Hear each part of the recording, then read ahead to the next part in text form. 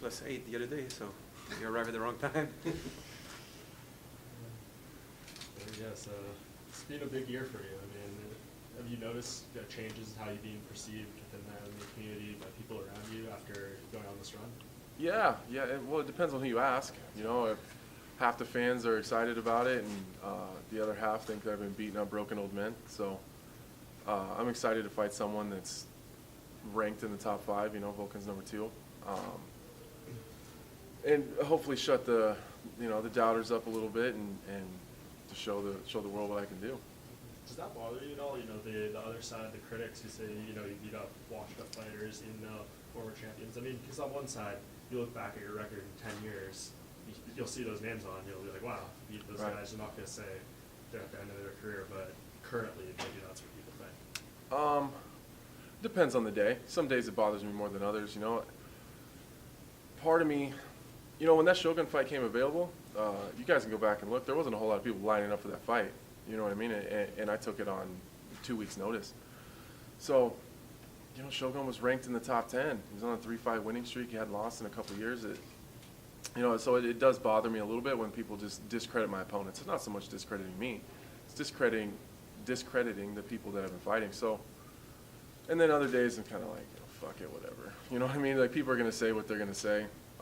And at this point in my career, I don't think I'm going to make everybody happy. So I'm just going to keep doing what I'm doing. Right. And all it takes is a win here, right? And you can say, you know, now you're just on a winning streak that includes. Absolutely not, man. I promise you that I'm gonna demolish Volkan. It's not even gonna be close. I'm telling you, it's gonna be a dominant performance. And what you guys are gonna read is that Volkan didn't even deserve to be at the top, and he just had a quick rise, and no one really knew how good he was, and now we really know that he's not that good. It's exactly what you guys are gonna read Monday. Are you happy with that narrative, or do you want to be like, wow, Volkan Oezdemir, former title challenger, Anthony Smith just walked through? Man, as long as I get to a title shot, I don't care what the people say. You know, it doesn't matter to me. It's kind of been the narrative my whole career. It's not ever been about how good I am. It's always been about how bad my opponents are, and that's the narrative that I used to try to change all the time. And now I just don't care. As long as I'm opposite whoever wins the John Jones-Alexander Gustafsson fight, I don't care. As far as former opponents, obviously the Santos loss was a big one. You left that tweet pinned on your Twitter. Had things gone the other way that night, would you be here, or would you still be trying to make the cut to middleweight? Honestly, I probably would have kept making the cut until I couldn't do it anymore. You know, just the way that I felt in that fight, it just wasn't worth it to me anymore. I mean, when you get to a point where you're cutting so hard that, like, the morning of the fight, honestly, it was kind of like whatever, man. Like, the weight cut was the hardest part of the entire ordeal. You know, like, I'll fight that fight 10 times over again exactly the way that went, rather than cut that weight again. You mentioned wanting to fight the winner of Jones-Gus. Obviously, that looks like it's going to be for the title. DC looks like he's going to be stripped.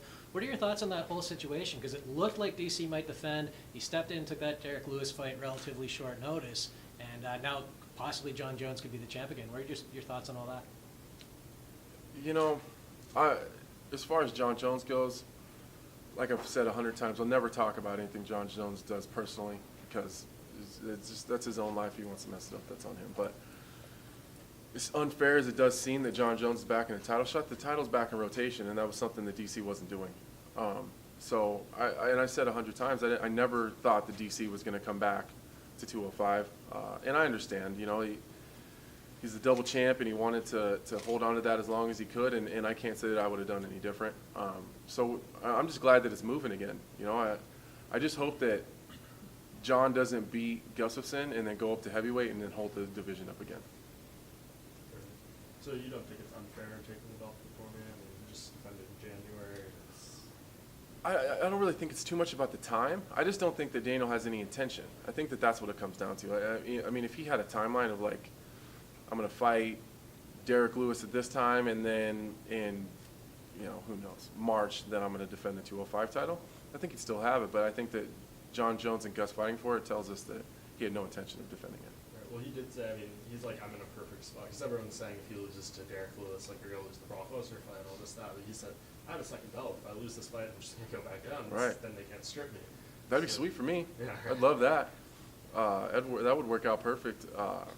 Not that I hope that DC loses, because honestly I don't care what happens in that fight. But if he does, and he wants to come back down to 205, John and Gus are already tied up. That only leaves me left, right? Yeah. So it leaves me in a pretty good position.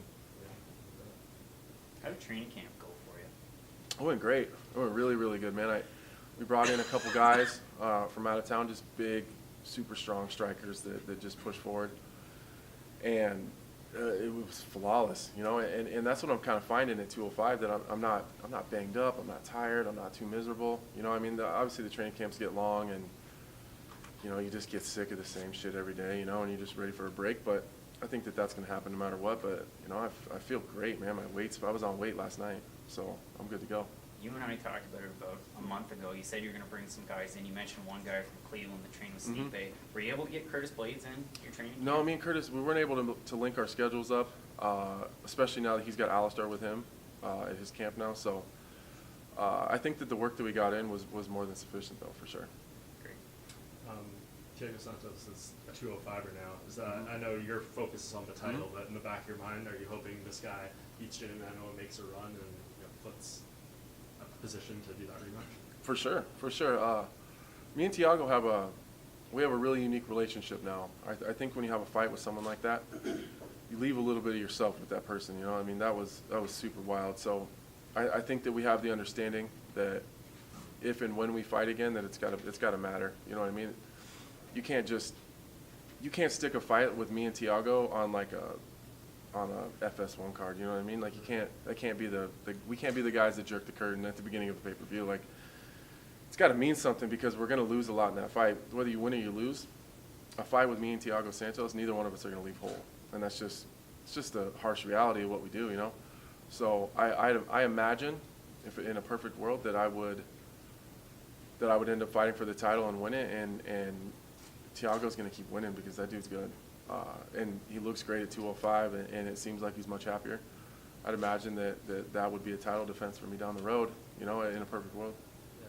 So it's interesting how you talk about someone like Thiago. It seems very respectful. You say, you know, you expect to lead someone in there, but when you talk about Volkan, it's like, I'm going to run through this guy. Is it just because it's the person right in front of you, or is it No. something about his If you go back and look at all the build-up to the Thiago fight, me and him kind of had this weird, like, unspoken respect for each other, and I think that it's just the way that you fight. It's the way that you carry yourself. It's the way that, like, if you watch him fight, you know that dude just lays it all on the line, and that he's never going to give up, and like, he's about as close to me as you're going to get in the UFC. I've never seen a boring Thiago Santos fight. You know what I mean? He loses big or he wins big, and that's just how it is. Volkan's a different story because of the things that he's been saying, and the way that he carries himself, and just the total disregard and kind of disrespect for me that he has. And I haven't said too much about it, but you know, I plan on reminding him of everything on Saturday for sure. Is there anything specific he said that bugged you more so than? You know, just the stupid shit. Like, you know, now it's time for me to find out what it's like at the top of the division. Like, what the hell does that mean? Like, how'd it work out for him last time he was at the top of the division? Didn't work out too goddamn good, if you ask me. And just talking how, you know, that I'm not a great striker, and that he only wanted to fight me because of the hype that I have right now, that I don't really deserve it. Like, that's just some arrogant shit, you know? And I told him a month ago, be very careful what you say, because you don't want to feel stupid later on when I throw it in your face. You seem like the kind of guy that compartmentalizes things like that, and you use it for motivation. For sure, for sure. And I'm not one of those guys that's going to get overly emotional in there and freak out and go crazy. But, you know, there's those times when you have like a really clean shot, and it's sometimes it's just more efficient just to throw the pop shots. And these are those situations where you're just going to let the clean ones go, you know, and just let him have it. And I think he deserves that, and I think he earned it. So just last thing from you, the assumption you win big here and you fight for the title sometime next year, Jones, Cormier winner, maybe first quarter of 2019. Yeah. You know, hopefully I get out of this one uninjured, and I can stay ready just in case something happens to John Jones or Gustafsson. No, nothing against those guys, but they don't really have the best track record of staying in fights. You know what I mean? Like, you know, they do have a tendency to have situations come up.